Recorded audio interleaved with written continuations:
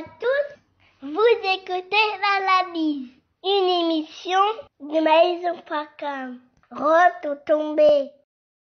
Bonjour à tous, ici Paris, je suis Kerwin Maïso. Bonjour chers auditeurs, merci beaucoup de votre fidélité à cette émission L'Analyse. Aujourd'hui nous sommes le 9 juillet 2018. Nous sommes ravis de vous savoir nombreux à notre compagnie. Les titres. Joseph Kabila se distingue dans la diplomatie de l'enfant gâté. Dossier du passeport falsifié de Moïse Katumbi. La Belgique constate que l'intéressé n'a pas régularisé sa situation. C'est notre page de divers qui va boucler cette édition. Bonjour Carole. Bonjour à vous, bonjour à tous. Merci pour votre fidélité à cette émission. Oui, Caroline, Zongeli Masolo, après une semaine mouvementée, vous allez qui na Belgique, na Malines, na Anvers, Sikoyo, Zongeli Ndingetolobaka, fief na yo à Paris pour cette émission, l'analyse. Alors, Ndingetolobi en a titre, Joseph Kabila se distingue dans la diplomatie de l'enfant gâté. Tu as vu son contexte, il s'agit de quoi, et puis on analyse. Joseph Kabila oyo azali ko jouer rôle par défi à président ya Congo, azalaki na rendez-vous na ba autorité internationale mi balé pour ne pas dire misatu. Ya liboso ezalaki Antonio Guterres oyo azali secrétaire général ya Nations Unies. Ya mi balé ezali Mahamat Fakir oyo azali secrétaire général ya Union africaine. Et puis, ezalaki na rendez-vous moko prévu na Nikki Ali Oyo azali ambassadrice ya États-Unis ou ambassadeur ya États-Unis auprès des Nations Unies. Et lokola président Trump azana sous-secrétaire d'État chargé des affaires africaines, bien que toyebi mutako nommé, à moins que changé en dernière minute, a utilisé Nikki Ali pour na ko sous-traiter ba dossier mingetali Afrique. Yé pas zalaki na rendez-vous na Joseph Kabila. Alors, les deux premières personnalités, rendez-vous na bango ya liboso ezalaki annulé, disons reporté par quand il y a Joseph Kabila parce que selon yé agenda ezalaki ko permettre traiter. Alors, deuxième fois ba reprendre l'issue rendez-vous, ba reporter yango l'issue pour na ba même raison. Et troisième fois, Joseph Kabila a annulé rendez-vous wana et raison oyo chargé à diplomatie naie ambassadeur Kikaya Bin Karubi à lobby période yo bato bazo milenge la pona mapona misali pona élection azo monate litomba nini oyo bato wana bakoya kotalela Joseph Kabila. Autrement dit, sous-entendu et loko bombani na sezali que pona bango bato wana bakoya koyebisa Joseph Kabila a organisé l'élection et a longo. Or, Joseph Kabila a organisé l'élection, siko bakwa koye bisaye nini. Yangona ba préféré koboa kisaye. Na titre tolobi diplomatie de l'enfant gâté. C'est-à-dire mwana oyo ba boti na ye ba pasaka ye ba caprice na ye nyonso ti akwa kokoma. Non seulement un enfant gâté mais un enfant mal éduqué parce que bon, enfant gâté zali terme moko propre, prosaïque. Pour nakoloba un enfant mal éduqué. Pour moi no azali gâté, ko gâté moi nezali ko éduqué, tezali ko baby ça y est. Donc azali un enfant mal éduqué. Et moi nasoka komi mal éduqué azakali susu na boto cité. Joseph Kabila bayana ye na babot ya Afdel. Azalaka commandant ya batu oyo ba atakaki Kisangani. Tango Kengo Wadondo azalaki kokosa batu ke Kisangani ne tombera jamais. Kisangani est tombé. Bango ba ye aye kokoma na Kinshasa. Tango ba Rwandais, ba Ougandais ou autrement dit conglomérat d'aventuriers, c'est-à-dire Bangolais, ba Sud-Africains, ba Éthiopiens, ba Érythréens, ba Britanniques, ba Américains, ba Canadiens, ba Belges, ba yakana Laurent Désiré Kabila pona ba yakocha biso à genoux ba beta biso nkuba oyo tosali 20 ans kao tozo kokote le maté ba yakina ye wana etango ba bomi Laurent Désiré Kabila On ne sait sur base de quels critères que bato ba sereni balobi bon yonde mutokomi mokonzi. Comme si tozalaki d'abord na royaume, encore faut-il que na royaume ango ye azala mwana ya Laurent Désiré Kabila. Soki azali mwana na ye, ok, mais toza na royaume te. Mais soki azali mwana na ye te, pire, akomi Brutus. Na histoire ya Rome, ezali enfant adoptif ya Jules César mokonzi ya Rome. Oyo azalaka mobali ya Cléopâtre. Oyo boyoka babengaka mbili ya belle Cléopâtre pona koloba mwasi kitoko. Cléopâtre l'égyptienne. Et Brutus oyo abomaka tata na ye, et tata na ye Jules César akamwa lobi na yo pe mwana na ngai. Aboka kriwana na latin, je vous le parle. Allez, exercice, boko mango na ba commentaire. Voilà. Aboka même écrit na latin lobi na yo pe mwana na ngai. Alors, l'Ikambouana est salami na Congo. Et on se retrouve na bakaya mouta a prêté serment on est à Ewabora. Après, tango balobi ki o ezalagate et combiné à Mouenge. Mais Mouenge c'est vague. Mouenge saline tibiso en France au lobby on na botama na département ya Val-de-Marne. So oza na Val-de-Marne il faut tanga kombo ya ville oyo botama. So botama na Saint-Denis il faut lo bakengai na botama na Sévran Bodot. Kune sika église ya pasteur Constant et Fouangezali, EPV, église pentecôtiste Victoire. Place tout ça la analyse à vidéo, EPV TV, voilà, église pentecôtiste Victoire. Donc, au Rolobake na botamaki na Sévran Bodot, tout comme au Rolobake, na botamaki na Onle-sous-Bois. Mais Rolobate que on a na botama na Saint-Denis. Ou na Congo, pour ceux qui comprendre Mouyeng était pour aller na Est, ils ont dit yo botama venga na botama na Kwilu. Mais Kwilu na Bulungu na Idiofa wapi yo na Kwilu na Kwango. Bachaye mokonzi. Lera komi mokonzi parce que Batuba Bosanaka. Le même jour à koma mokonzi, oh il faut kutana na Chirac. Tabombeki o yazalaki suka na sous-traitant aya ko solola na ye na aéroport. Tango kaka basololi, aye awa akutani na Chirac. Na livre à Pierre Péan, président Sassou Nguesso azoka mwalobi auti wapi. Soki bo moni, bo fandi na se ya nzete. O moni bakasa mubeso zo kweya. Ye bakeza na mutu na likola zo kwesa bakasa mubeso. Ye auta wapi, aye kaka boye, bakomi ko yamba ye na France, na Amérique, un peu partout. Na moyi ennemi ya Kagame me na buto. Ye na Kagame basololaka e biso en Afrique. Makambo ebele et ça la makana butu. C'est lui qui le dit, c'est le président Sassou Nguesso. Botanga na livre Carnage à Pierre Péan. Chirac amoniye. Ah, petit Hazan à venir. Mbalamoko, George Bush aux États-Unis. Et lui, Michel Alobi, Azali, espoir pour na Congo. Bacheli bisoye contre notre volonté et bagateye. Les rasos jouer rôle bango bachelaki na mboka, les occidentaux sont prêts à tout pour leurs intérêts. Les rasos jouer rôle na ya mabe na mboka. Bazaki kondima buzo ba nyonso oyo ye azo sala. Bazo ndima buzo ba wana nyonso oyo azako sala. Et bazo tolérer yango. A fraudé na élection en 2006. Bakosani moi makelele ouais menacé. Bazo soutenir ye. Na 2011 bakosani kofa na nye o ba soutenaka yete. À part cop moko bizarre et salama po na Sarkozy ndimaye, ba misusu batikala ko se prononcer te. Ba congolais bazo bundana le ba chasser yete espoir o ba mindele ba kotele melaye, ba tele melaye te. Kaka cardinal Monseigneur Ndozo téléphone à Tounier jeune homme, au gagné qui élection. Yé pas répondre aux assure que Tshisekedi muta gagné ki yango. Allez, ba yebisi na cardinal à lobby ba dirija kamboka na défité. Allez, yé pas eu téléphone à katelier téléphone en co. Na événement en 2006 na Jean-Pierre Bemba. Jean-Pierre Bemba zo solo la na ambassadeur après avoir accepté l'inacceptable. Aya ko bombarder bango. Et yo bombarder ambassadeur ba mindele mais soki zalaka muto neti Bachar el-Assad. Yekuta bombarder ka ambassadeur te yé bakose la kai abomi mona muke mais okomona ndenge ba bombe kokweya mais ye attira sur l'ambassadeur basala na bango ye rien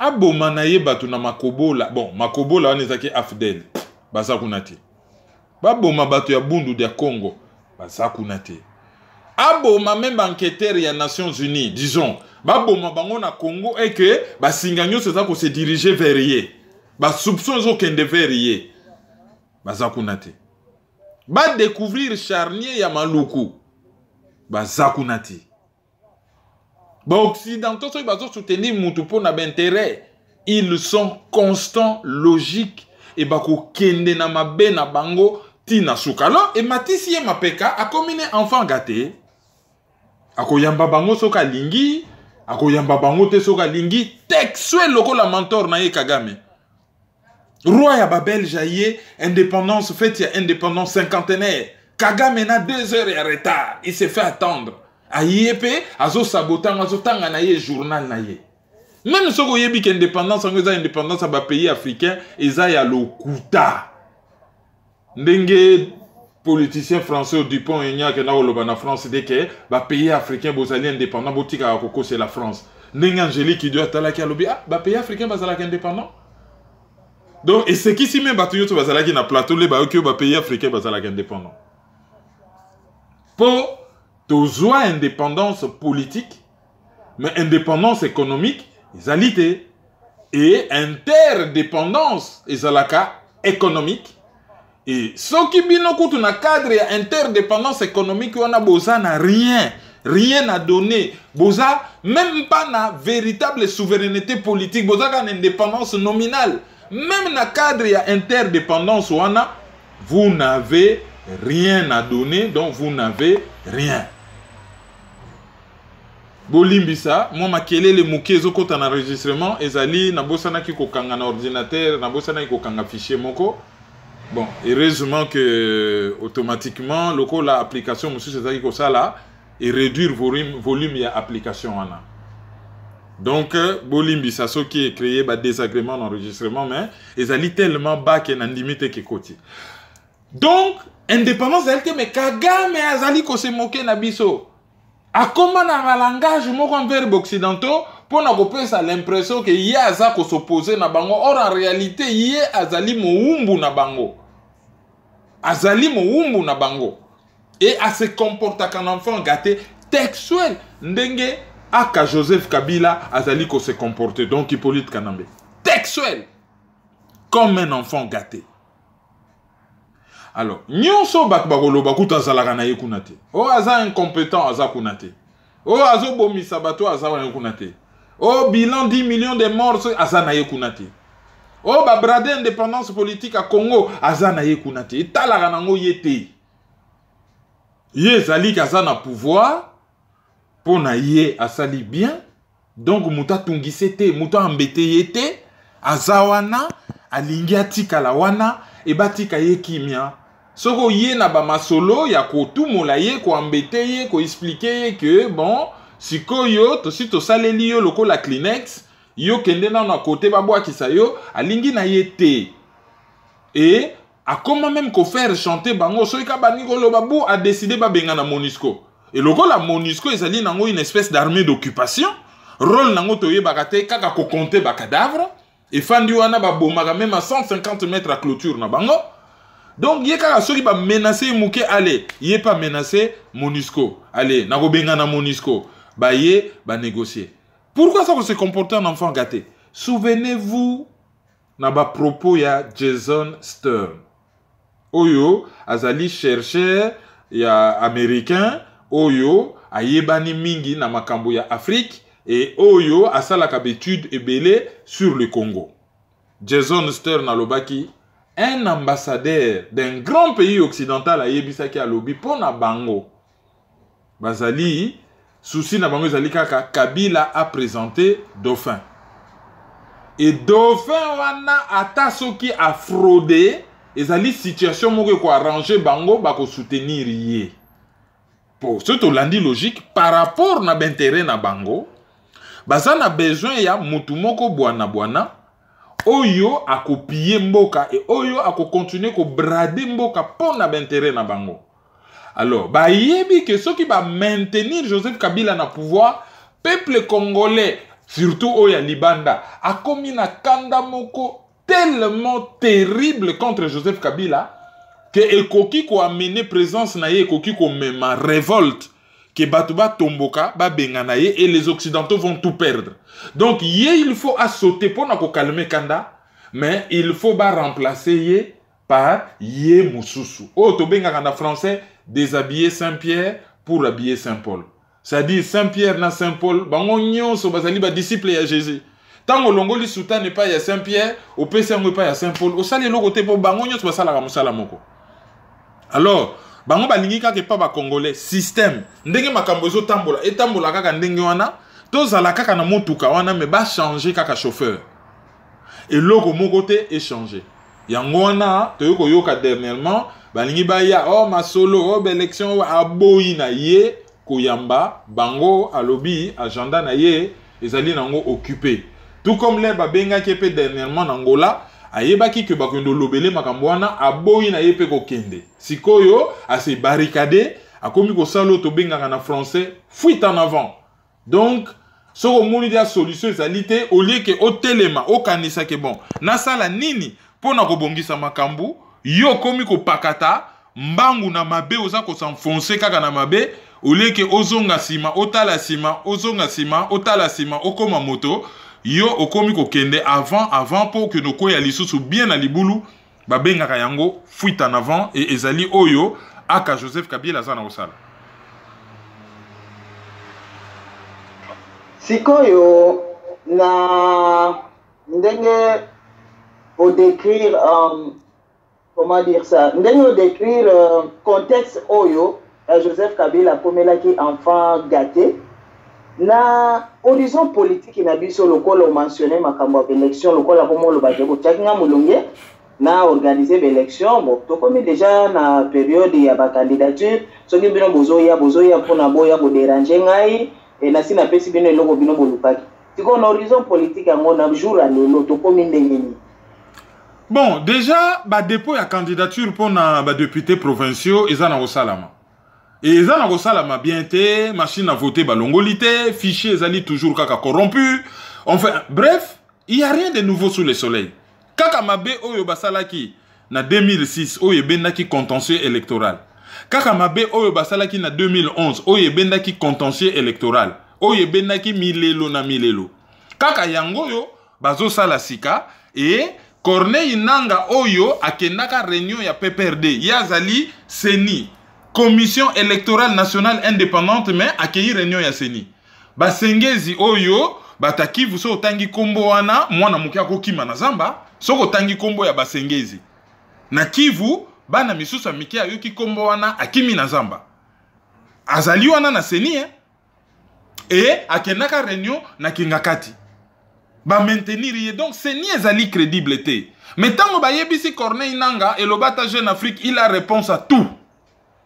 Corneille Nanga lobby rôle na yeza ko créer confiance c'était ali ko organiser l'élection. Mais oui mais l'élection fait ça la mana confiance. Donc baso déposer déjà ba dossier et Fayulu à lobby, il fallait qu'a signer 6000 dossiers et les kebele bon toyoki ke ba pesi bango 48 heures soko bandaki déjà ba démarche ba pesi bango 48 heures. Ne bela ba dossier à ko signer, ne belé ambongo ko futa ya ba caution. Bon na bateau bazo futela ka bango pe ba mbongo ngo ba ko tuna ka ba compte. Donc on a tout ça déjà na élection provinciale, législative et tout ça. Pendant l'élection présidentielle, la candidature est entre le 24 juillet, sauf erreur de ma part, ça se joue à un jour ou 2 jours après parce que je n'ai pas les textes sous les yeux. Je crois que c'est le 3 août, hein, pendant une semaine. C'est alors que ceux qui ont commis le 24 juillet, le 3 août, Mukolo la candidature ceux qui un azali candidat ou pas, ceux qui azali candidat dauphin na nani et à organiser l'élection le 23 décembre ou pas. Mais problème est ali wana te so ki mboka ezo occupé ba organiser ka élection na mupaya te. Ba kamata kamanduki ba bengana ka mupaya to batu ba bimaka na balabala ba sali révolution na lobité manifestation. Pour togoya na sujet ya comité laïque de coordination o ya zozongi la ba manifestation. Togoya la sujet wana. Et tu aurais développé peut-être un peu plus sujet élection pour analyser les lots et aux alakaka mogoté. Tu aurais la sujet on a. Donc, bazoze la période wana oyo président Angola lobaki to accordele ye bénéfice du doute avant soki to sali ye likambo te ye peut-être alingaka tosa bakosali likambo kaka après période wana mais qui pour les remplacer sko masolo komi ko betama elobi ba misusu kaka oh élection soki élection ezalaka solution de to suite obima na Kimpika na 2006 soki élection ezalaka solution de Tshisekedi angaka kufa comme président mais akufi comme d'abord bakomisaka ye opposant et ensuite bimisi presque collabore par la petite porte élection eza solution ti soki élection ezalaki solution nde Jean-Pierre Bemba nde toloba boye na CV na ye babakisa ancien président de la République mais Jean-Pierre Bemba soki wapi boloko soki élection ezalaka solution mais nde lelo oyo na émission yo tozobeta masolo ya développement tozobeta masolo ya culture tozobeta masolo ya emploi tozobeta masolo ya programme scolaire programme académique tozobeta masolo ya coopération internationale tozobeta masolo ya nouvelle technologie tozobeta masolo ya les Congolais nouveaux tozobeta masolo tozobeta te ya libération sauf que élection ezalaka solution donc élection ezali solution te mais bazongiseli ba Congolais kaka ba même mot kaka maladi ya kala bango lokola bazaka na bango sans souvenir tokosa kosa bango ne loko wana pona ko valider occupation ba paya ba ko fande la mboka pona ko valider yango bon tozongisela bango sous élection ba Congolais bandimi élection mais lokola ba comprendre que Joseph Kabila lingi ne ko organiser l'élection te azo gagnera na étant ou akozala candidat nanko et robimisa souka na mobulu alors bakomi goye la biso masolo ya transition sans Kabila donc d'un côté il y a bato balobi mboka ezali occupé o babengi ba résistant et ba prouver yango par ba fait et par des textes côté texte il y a la convention de la Haye de 1907 et lecture il y a résolution 3314 il y a assemblée générale il y a Nations Unies il y a le 14 décembre 1974, 33e assemblée sur l'agression. Et bah pesi bah fait, ndenge bato batondi bah fait oyo ezali corroborer, renforcer oyo bah confirmer yango par exemple na ancien ministre belge affaires étrangères Karol de Gucht oyo alobaki que président congolais azali rwandais. Tozui député Chapanaozo oyo alobaki yango na assemblée na vraiment na kati ya parlement européen na plénière à lobby que to yebi ndenge baboma Laurent Désiré Kabila et bake ko kamata jeune rwandais ba tchewana po ba yebi kazali manipulable et BBC a outi ko ça la documentaire moko dernièrement oyo bazo démontrer que BBC 4 que le conflit congolais ezali génocide hein, ça dit oyo ezali le conflit le plus meurtrier après deuxième guerre mondiale. Et na kati ya documentaire wana bazali koloba toujours le président congolais d'origine rwandaise. Soki tozui moko président rwandais. Ça dit sans papier hein, sans papier aye boye a violer ba loi ça s'est retrouvé wana. Pas un rwandais né au Congo oyo qui est à grandir na Congo oyo qui est azali congolais peut-être légalement et to supposé que constitution PC droit non wana eza penda ba illégaux. Ba yé penda bwe ba koti ba yé wana na makasi soki ba bendi guerre ba sali dialogue ale ba injecté ba rwandais na kati armée congolaise ba Rouberwa ba nani ba to ba identité douteuse ba tunyo so ba mikanda bizarre y compris même ba congolais oyo ba zo ba nationalité étrangère ba bourré ba institution ba zali wana de façon illégitime et illégale ba fandeli biso na mboka donc situation nezo la kisaka que mboka ezali occupé donc il faut pas qu'on bête à masolo élection faut qu'on bête à masolo ya libération alors na quand on a il y a ba résistant tozali par exemple na batuloko la Ngbanda Zamboko Atumba yazali résistant tozui mutuloko la maître Reti Amouli yazali résistant ancien président ya bavocat na tribunal pénal international ya Arusha pour le Rwanda. Ce qui totali ba propos na ye totali sa façon à lui de conceptualiser les choses. Eric Moulalou azali résistant. Azali na logique politique té. Azali na logique ya ko s'attaquer d'abord na marionnettiste avant ya ko s'en prendre uniquement na marionnette. Donc, s'il y a un marionnettiste, Donc, il y a une marionnette qui joue un rôle. Et parmi les marionnettes, tu sais que, Joseph Kabila, mais na katika, tu as théorie na bimisa, ezali ya ba commanditaire, ba sous-traitant, na ba exécutant. Donc, batouana pe, bazo raisonner libération. Pour ne citer que ceux-là, basé belé. Tosana batou, il y a société civile. Oyo, bazali na profil, pas politique ou politique politicienne.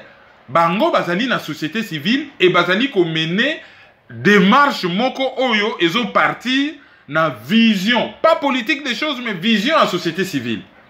On peut citer dans le lot le docteur Mukwege et on peut citer par exemple syndicat Dokolo.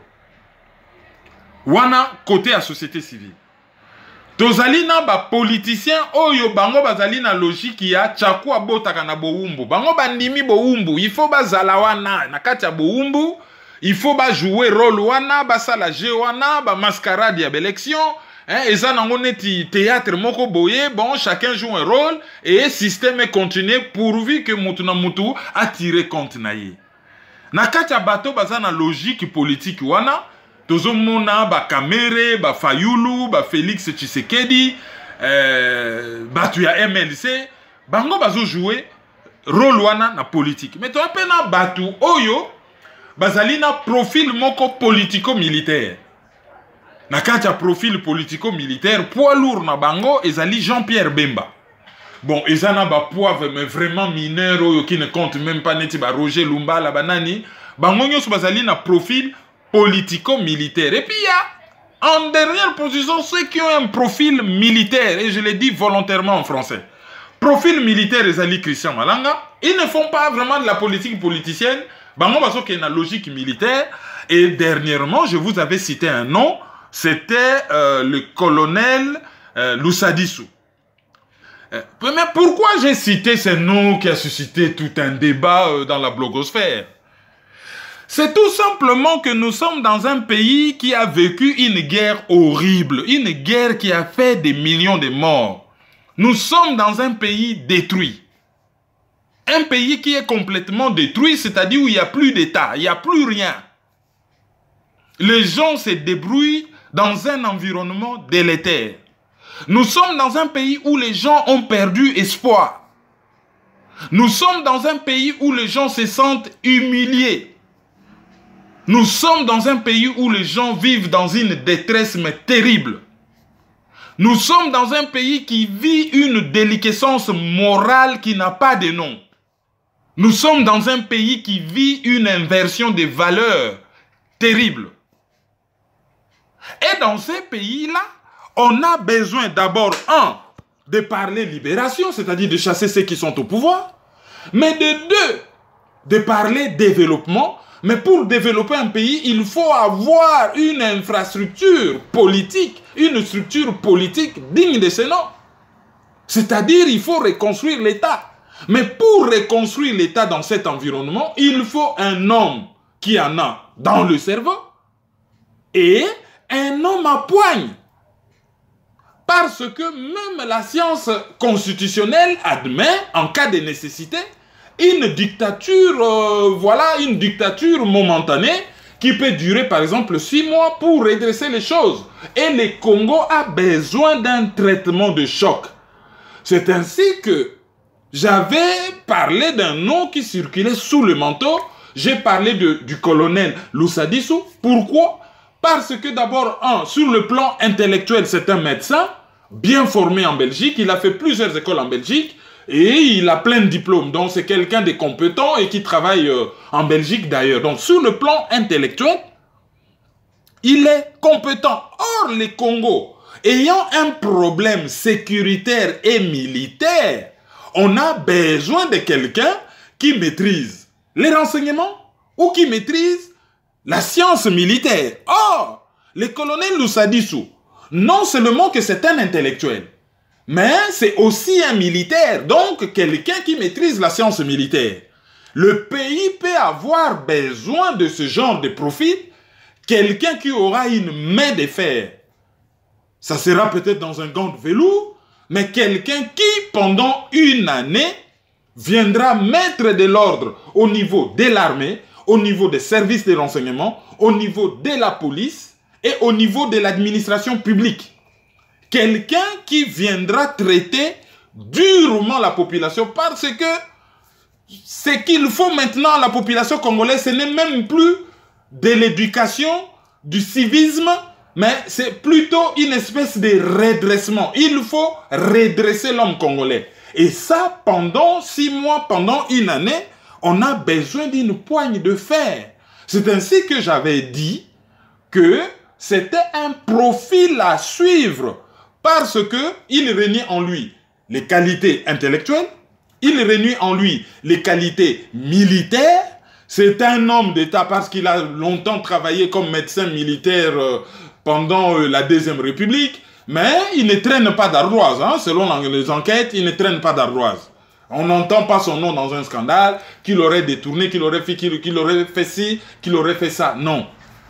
Mais par contre, il a mis en place des structures qui existent jusqu'à aujourd'hui. Hein. Il y a par exemple des blocs médicaux ambulatoires qui est à Kinshasa, au camp Tchachi, camp Kokolo, à l'hôpital Mamayemo, c'est lui. Donc, quelque part, c'est un homme d'État. C'est un homme dont le passé n'est pas entaché de scandales. Bien au contraire, il a laissé quelques souvenirs. C'est un homme discret et sur le plan géopolitique, dans l'imaginaire ou dans l'opinion publique d'une bonne partie des Congolais, il se dit de plus en plus que, bon voilà, les Swahiliphones nous ont ramené la Nakba, la grande catastrophe. Bon, il faut donner le pouvoir momentanément à une autre personne, d'une autre partie du Congo, d'un autre groupe linguistique, qui pourra peut-être faire les choses autrement, parce que, ben voilà, bon, ça se dit au niveau de l'opinion publique, ce ne sont pas des paroles que nous, intellectuels, cautionnons, parce que le seul critère qui doit compter au Congo, c'est la compétence, c'est le patriotisme, ce n'est pas le groupe linguistique, ce n'est pas la langue, ce n'est pas la culture. Ce sont les qualités intrinsèques de l'homme, c'est-à-dire sur le plan intellectuel, sur le plan moral, les qualités peut-être physiques, hein, parce que c'est un boulot de très longue haleine, donc il faut être en bonne santé physique. Voilà, ça c'est le portrait robot de l'homme qu'il faut au Congo, mais il s'est fait que le colonel Lussadissou fait partie des gens, ce n'est pas les seuls, qui remplissent ces quelques critères. C'est ainsi que son nom est cité de plus en plus dans certains milieux généralement bien informés. C'est ainsi que moi, j'en avais parlé dans l'autre analyse. Donc, dans le bien volontairement en français, parce que je sais que il y a beaucoup d'amis, peut-être africains, qui suivent cette émission par traduction, qui auraient voulu comprendre, mais c'est qui encore celui-là? Bon, voilà. On vous la résume. Donc, nandenge amokouche. Mboka oyo to wuti ezali mboka oyo et connaître makambo ya grave. Ezali na besoin ya mobali to mwasi ya malonga oyo akoya ko telemisa mboka, akoya ko sikola mboka et akoya ko redresser batu ata na fimbo. Pona ko diriger mboka ya ndenge wana, il faut ozala na mayele. Et mayele ni koloba nini? Mayele ya kobotama, mais il faut que ozala na mayele ya kelasi. C'est-à-dire ko kenda kelasi ba enjeu, hein? Makambo tozo landesali tellement minene que il faut na mutu ozala mutu oyo penza otanga. Oyo oyebi penza nini oyo bongi pona mboka. Mais il faut poser la mutu oyo oyebi makambo oyo ezali konyokola mboka. Or makambo ezali konyokola mboka ezali makambo ya minduki. Bakotela biso na minduki, bazali koboma biso na minduki, toko bengana batu wana pe kaka na makasi. Alors fais la moto ya lata bilamba ya makasi, oyo ayebi to moto oyo alata balinete oyo ekomisaka bato miso mibale. Oyo to bengi batamatoyi, c'est-à-dire renseignement. Batu oyo bayebi makambo ye bomana na samai, batu wana nde batu bakoki ko redresser mboka. Ya ngwana tango nazali kotanga ba profil ya batu na lobi, ah soki tozui moto oyo azali mbolo mais oyo pas azali mutu ya mayele, oyo soka aye ko redresser mboka, aye ko reconstruire état oyo ba boma, ako yape ko réorganiser armée po ayebi makambo ya armée na ndenge ke abatela mboka abenga na bapaya bazonga bisika bauta et toba kende bisika bikawuka. Alors mutu wana nde muto ba congolais baza na ye posa yango na tangaki entre autres ba kombo misusu koya me na tangaki colonel Lusadisu oyo kombo na ye ezotangama partout. Hein, bon, azalaka na Israël, na États-Unis, akutana na ba conseiller à Trump, akutana donc comme on a ezotanga quand même un peu partout, c'est un nom à suivre. Ya on atanga kiango. Mais va profil la batango peka isilita. Tozali pe kaka na kata société civile. Tozana docteur, mon papa c'est un médecin connu, très intelligent et azali ko traîner passer mon corps. Il y a propre, mais par contre, ce que tu as profil, il y a même responsable, il y a IDPS na Yinikin. Donc, Azala qui déjà ko baigné dans le milieu politique. Et, aye ko se retrouver dans la société civile na poto, il n'y a pas une idée, il y a ko postuler. Mais tu occupé ko joie, Moutuloko la John Malala, professeur d'université na Californie, informaticien, Azali membre de la société civile, Azali pe na ba projet na ye. Tozali na Madame Mokuna. C'est une femme. Bon, Maman Land doit se prononcer. To yebite mais na élection moko boye to joaka Maman Land ou to mona ndenge suka. Donc, ba maman peut bazali. Ah ba mi bali misusu peut bazali, et quel que soit ce qu'on peut dire de leur profil, bon. Tozu ba tuloko la ba George Arula, ba to bazali na bango belé, mais il faut kaka ozala propre. Ça dit otekamboka te, ozala intellectuellement balèze et oyeba au moins ba notion ya renseignement. Il y a armée et ensuite ozala de préférence un homme d'État ou Mouto Yazali capable très rapidement ya kokoma un homme d'État et puis Mouta zala au moins ce que na ba notion on a teme à s'entourer na batamalonga neti ba géopoliticien to ba géostratège neti ba Patrick Mbeko qui est passé mais vite fait à Paris avec un peu de chance. Bon, on va voir si je dois vous proposer pour te rendre bon, la qu'il faut diffuser ou pas. Hein? Bon, c'est tout ça en ligne ou pas. Bon, tu discuter normalement, donc, il faut pas notion on a une chose à la yango on a kaka ndenge to mesana ko bimisa la bino ba to kotangi la bino ba kombo biso so to bimisi mutu to tangi kombo oyaki ko kumite to yaki ko kumisa te to pesi bino profil ya mutu to lobi yewana bino sko ba congolais bo ça la peine à cerveau bon réfléchir sur mutu ba lobi te bo yamba yamba bon réfléchir sur mutu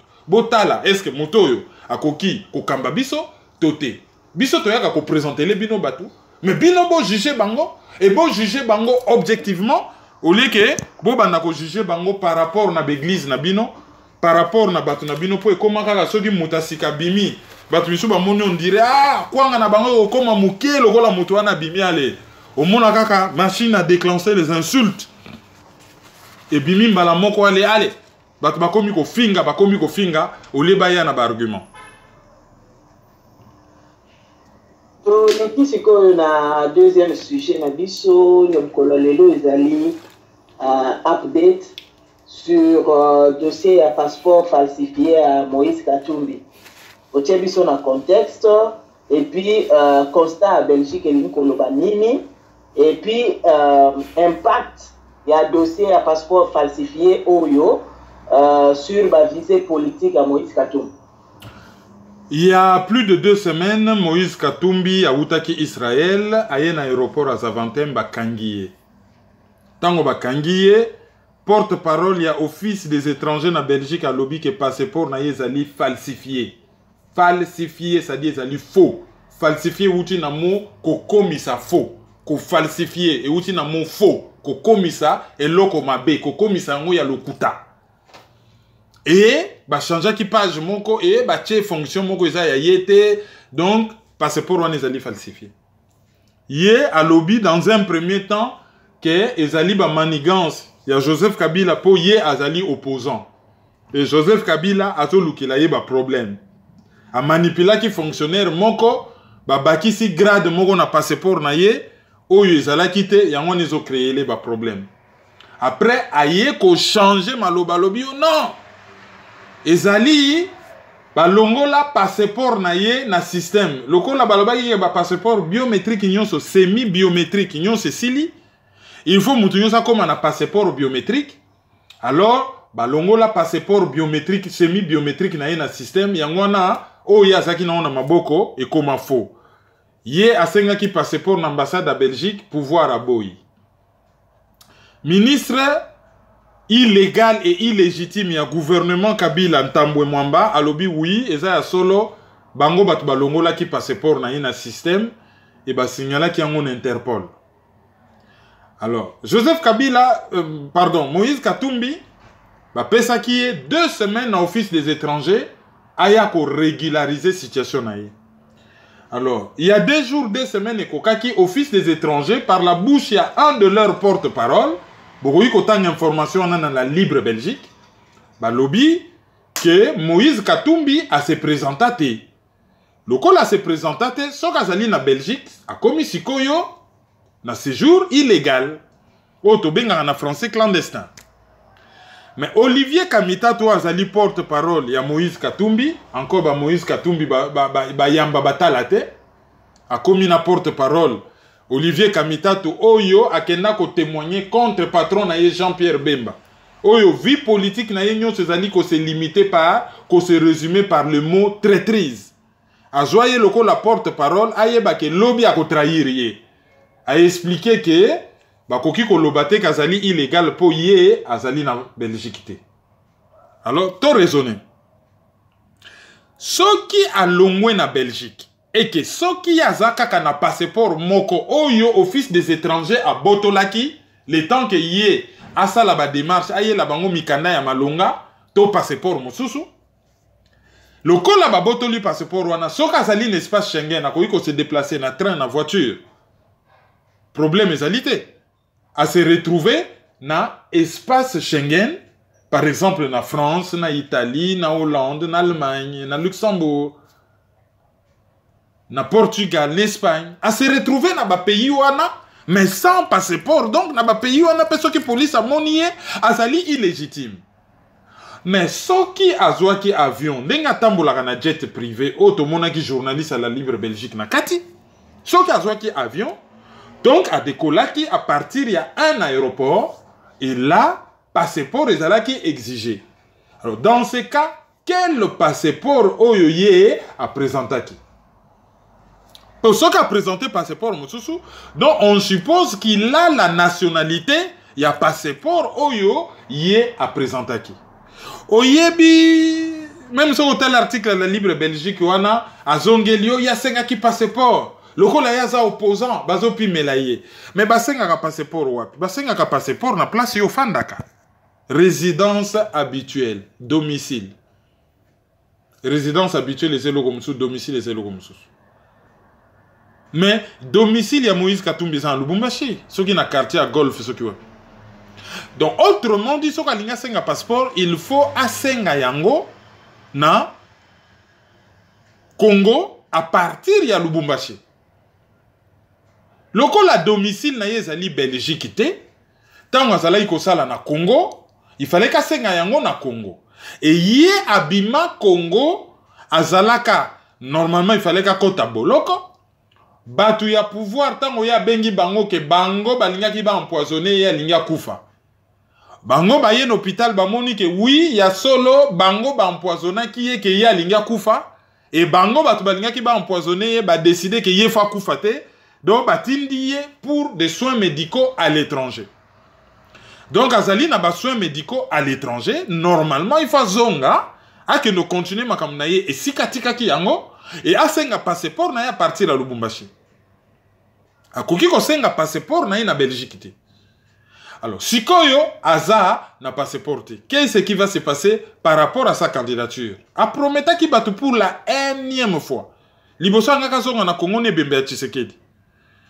Logo lanzoto ya Tshisekedi, ba bombi yango na frigo, ba lingi ko kundate, ba zo zelana no ba proclamer ye Santos Bito héros national tout de suite. Et ba kundaye na mausolée, ba lingi ko kundaye te, ba zo humilier tout un peuple. Oyo to komi même na poto, ba zo yibisapsuna ba africain mususu, mais vous êtes incapable d'enterrer vos vieux. Hein? Vous avez des icônes dans votre pays, vous êtes même incapable de les enterrer. Alors, moyen yesu ka zonga na nzoto ya Tshisekedi te. Mais à promettre plusieurs fois qu'Azonga Yemoko. Pourquoi Azozonga te? Bato babe la ka ba combattant. Eh, bokene na kin bokene bunda na terrain. Mais pourquoi vous avez dit que y a vraiment na terrain, il faut zonga. Terrain go yambaye bien avec des bises, ba pesier ba bise et tout ça, ba tchelier tapis rouge parce que na terrain kuna, hein, ba bundaka bien. Yo soko za na ba problème na terrain, OK na yo même na aéroport ba yambio. Poto yebi na batimisu soit disant ba bundaka na terrain ba bimaka ba kota ba sala ba ngo rien bongo ya zo banga nini. Yé pas que no bunda na terrain. Ba membre ya rassemblement Focop. Ba kota ba bimaka. Ya zo banga nini. Pour avocat na Congo c'est Rouberois. Vrai patron ya pays. Avocat na ye c'est Rouberois. Ba sala ye nini. Avocat na ye Rouberois. Azonga ki no bunda na terrain. Si vous voyagez en Europe, vous voyagez na passeport. Yangwana soki mutazali candidat à l'élection présidentielle. Il faut azala nickel. Il faut azala propre.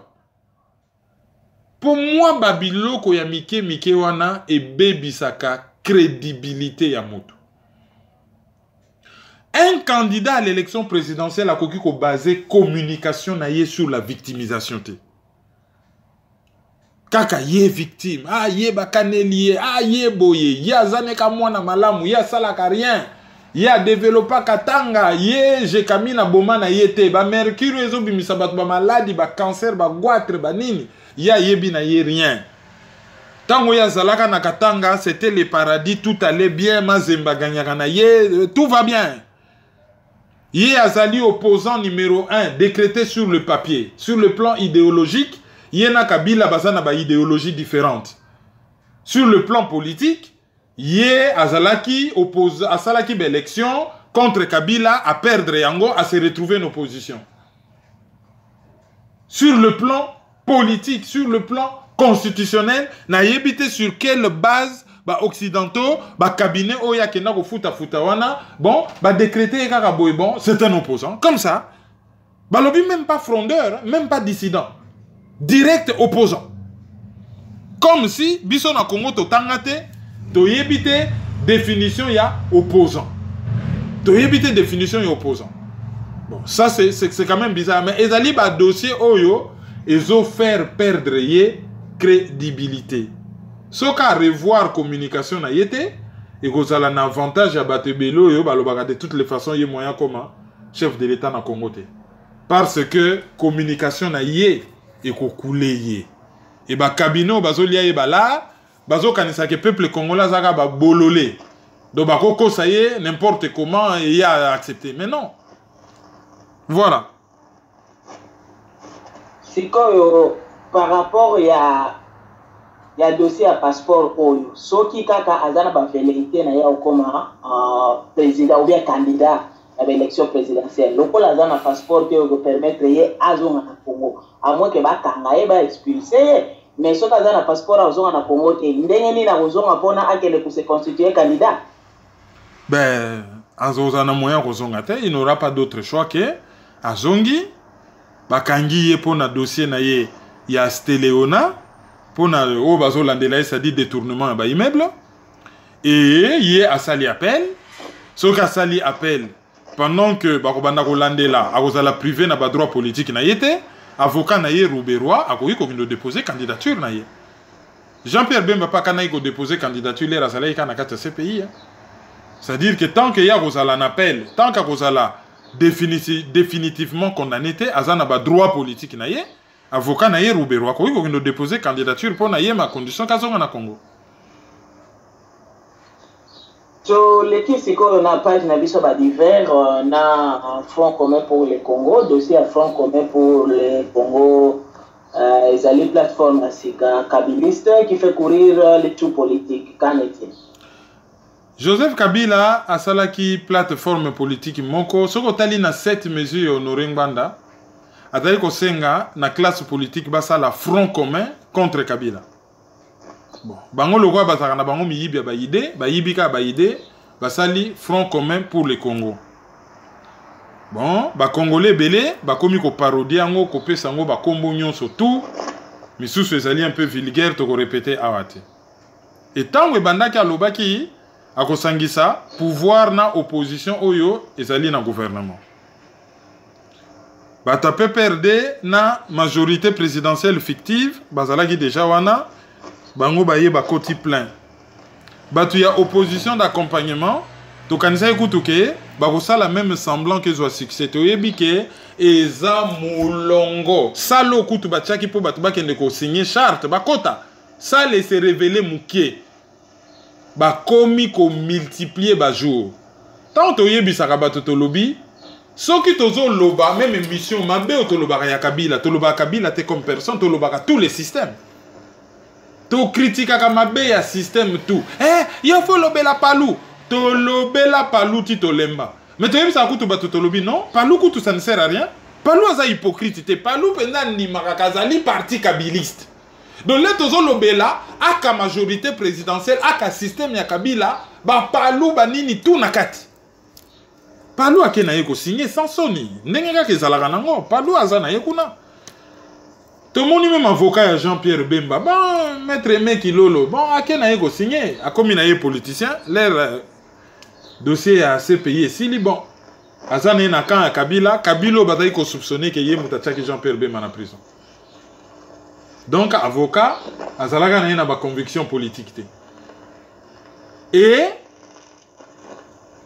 tomoni ba parti mosusu donc bon classe politique ezala nango pourri hein corrompu et puis toxique toyebisaka bino et même compromis donc bakende kosigner kutu ezokamwisa biso te polémique moko ebimaka oh non apareko ya ngbande ekoti d'abord rien ne prouve bazoloba mpona nini opo roleme na ya lisanga asignaki bon ya koma na ye déjà na camp wana awanga na yango mpe kutu te asa change na ye camp mais ye alobi kasignaki na kombo ya lisanga donc asignaki na kombo apareko te siko baya na bapreuve ke apareko asigné preuve ezali te bon apareko asali démenti apareko asali démenti et rien ne prouve jusqu'à preuve du contraire que apareko akokota front commun mais loko ezosepelisa bato ezali nini surtout bafanatique ya UDPS oyo tobengaka batshiseke djihadiste aka bataliban de la frange messianico fanakwito ethnomotribalo bango lokola bapreuve bima que parti na bango ezali compromis alors consolation na bango comment que lokola biso toza na kati ya gadu soki tokomi ebele soni ekomi muke so bakoma koluka na makasi bato nyonso baya korejoindre bango bango ezalaka te l'excellence bango baza vers le haut bazobenda bato vers le haut bango ekoma ebongo mutu tel mais kizanga pa asalaka lokola biso te mutu tel asalaka lokola biso baya kozwa eloko na bango malonga ngbanda pa aza crédible te ye pa azaka lokola biso non c'est faux.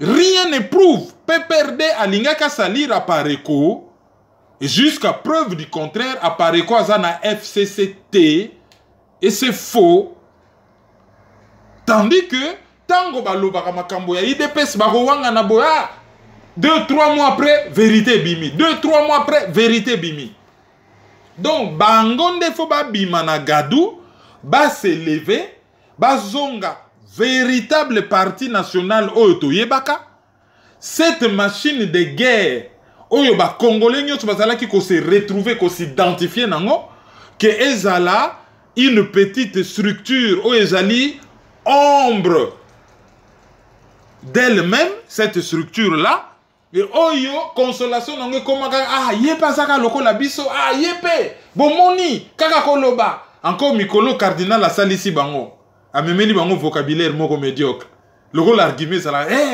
ba médiocre wana bon à part médiocre bataka pena vocabulaire mosusu balingaka mingi ezalaka jalousie na haine comme si na mukili okoki kolula moto po azosala mabe mutaza muyibi ali yo za jalousie vraiment ngape fale na za muyibi lokola yo ngape fale na za la corrompu lokola yo mais botala inversion ba valeur bible lobi kolula moto te po na iniquité na ye yo vraiment bon marabat vraiment ça encourage hein ngape fona za kana courage lokola yo na kati mutu sans remords il faut na za la lokola yo non ozo lula mutu na iniquité na ye na makambu ya mabe bako lula mutu asala ka mabe te et bakoki ko linga te mutu asala ka mabe donc mutu asala ka mabe il faut ko haïr ye il faut ko sala na haine envers ye parce que cette haine là est légitime Mais bino ba employer ka haine wana lokola ba Rwandais pour vous na même mode de fonctionnement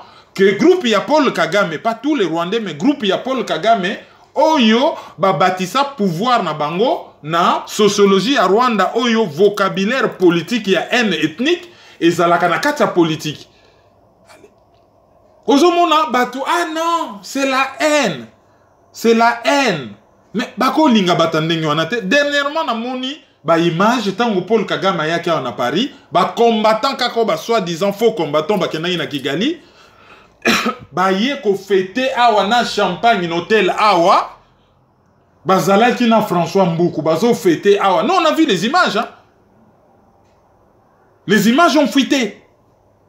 Bazo fêté nini victoire Kagame aleki na Paris basali rien. Et ba mi bengi ba congolais. Est-ce que batandenge wana tokoki ko linga bango? Soki to haïr bango ba koyebisa biso que la haine. Mais oui, c'est une haine normale et assumée. Tango ba congolais bazo ki nomé la champagne pour na Paul Kagame soka yaki na Paris, soki alongi na ye, Paul Kagame oyo kala mingi tazo bimagaz. Bon monaki ba image ba jeune rwandais. Bazo yemba debout congolais ba jeune tout rwandais.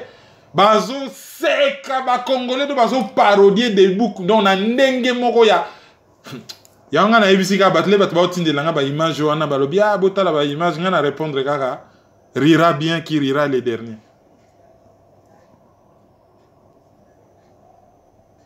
Na yango sikoyo tokei na auditeur du jour et puis to meka tozongela un peu sujet ndenge olobaki yango ya baélection na RDCOM. Bon, pour auditeur du jour na biso ya liboso et kozala madame Myriam Wele. Maman Miriam Wele azali maman ya Nayel, azali mwasi ya monsieur Jean-Pierre Boba. Oyo azali membre ya Ligue des familles Lifako. Ligue des familles congolaises au basalaka conférence dernièrement en Belgique. Je crois que maman Myriam azali na banlieue à Bruxelles et au monaki surprise na yo. Hein, ba prépara ki ngo penza baye bate. Donc ba prépara ki yo surprise penza malamu. Je crois que OCP la ki maman Myriam Wele azali auditrice du jour na biso ya liboso. Yami bale ezali maman Eugénie Malumalu. Ezali kombo maman utilisaka na Facebook. Azali na États-Unis. Maman Eugénie Malumalu, ce n'est pas son véritable nom, mais kombo ayebani na Facebook yangwana. Azali pe ko fêter anniversaire na ye. Longue vie na maman Emery Eugénie Malumalu. Auditrice du jour amisa tozali Victoria Umba ye azali na Dijon. Alors, Yaminei ezali monsieur John Musaki. John Musaki alandaka biso na Lewisham, je crois, na Grande-Bretagne. Azana bana mibale Samuel na Gabriel Musaki. Samuel, Gabriel Musaki, bana John Musaki papa. Bazali na Londres, Grande-Bretagne. Bango, bazali pe ba auditeur du jour na biso.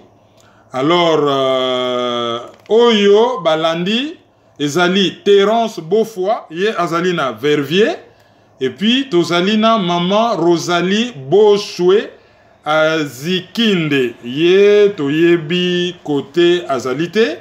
Ah non, maman Rosalie Bochoué Azikinde, ye azali, ah mais c'est la maman, il y a professeur Julien Ekiaka.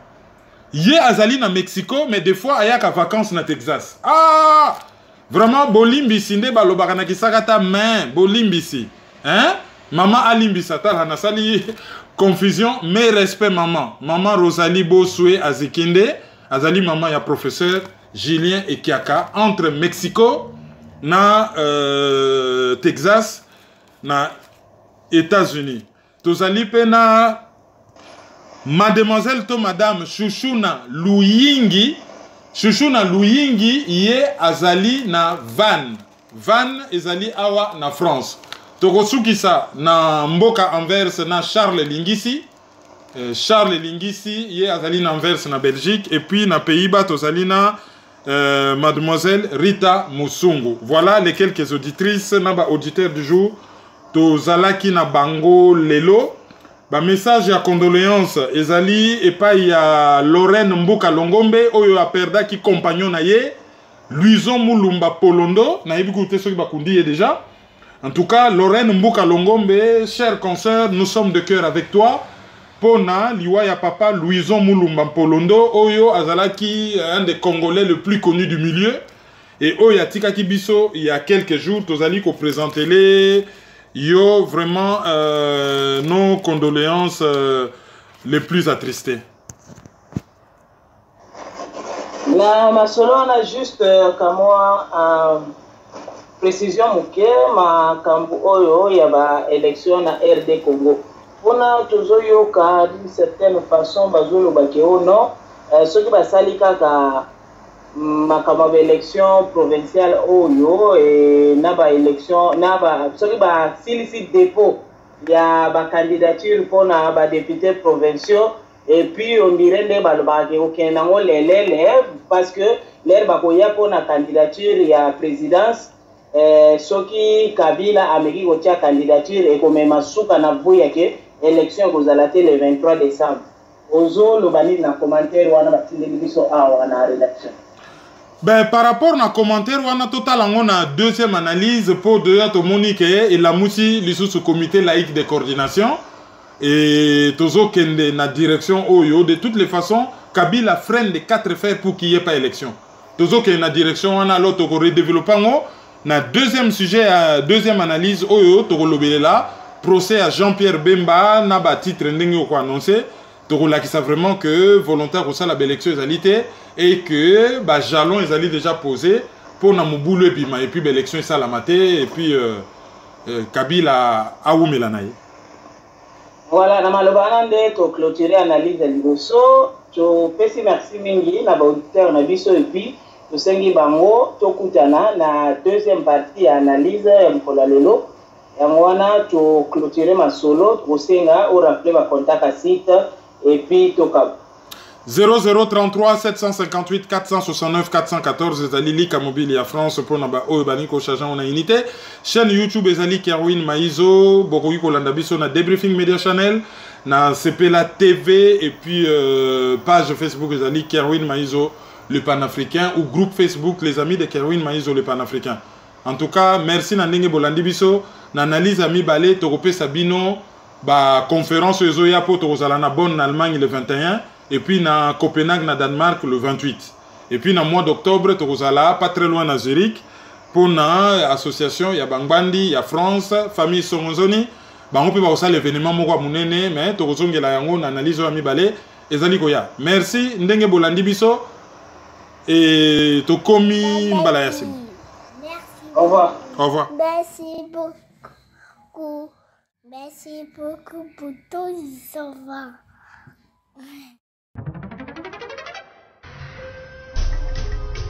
Yo, petit à petit, Kerwin implique Banakin. Tout à ici, tout à par là, tout à autant. Tous les milliers qu'on foutait là. Peuple congolais. Yo, qui n'a le tout à colocataire? Où les amis colocataires? Qui n'a le tout à colocataire? Où les amis colocataires? Qui n'a le tout à colocataire? Où les amis colocataires? Qui n'a le tout à colocataire? Où les amis colocataires? Donc c'est soutenir. Il faut donc lutter pour une nouvelle société. Mais pour la lutter, il faut que ça ait arme, il y a vérité, il y a justice. Tontika le Bouddha, Tontika l'hypocrisie. Mboka ezokende na pasi, mboka ezokende na sans position, ba génération na biso ezokufa, ezokende na kokufa sans position, sans solution. Mais nous vivons dans les pays un temps de confusion, d'obscurité, de désespoir. Mais nous savons qu'au plus profond de la nuit, l'aurore pointe déjà à l'horizon. Analyse sur la liste